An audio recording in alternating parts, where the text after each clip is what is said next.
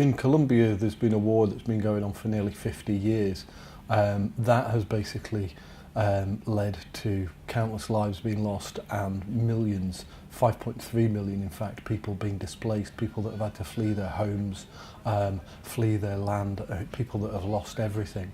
So we're basically in Colombia trying to help those people get their land back.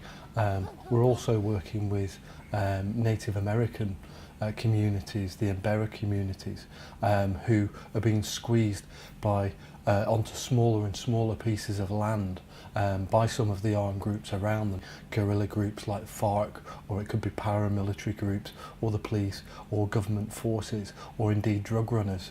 And because they're being moved onto ever smaller pieces of land, they're not now able to grow sufficient food to survive. So we're basically providing seeds, tools, training, livestock, etc. to basically help them survive, and also accompany them and help them stand up for their rights.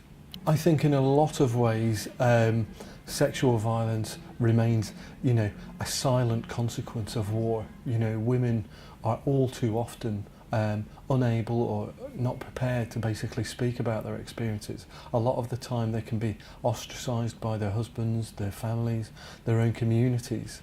Some of the perpetrators, of sexual violence, people that have raped, women and young girls, they may still live in the community, and they may see these people sort of every day. So it actually, is very difficult to sort of know what actually provides solace to somebody that undergoes such a horrific experience. I mean, even at times where the government have provided or said that they're going to provide security.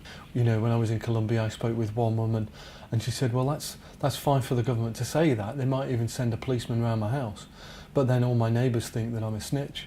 And what happens when they leave? I'm vulnerable to attack.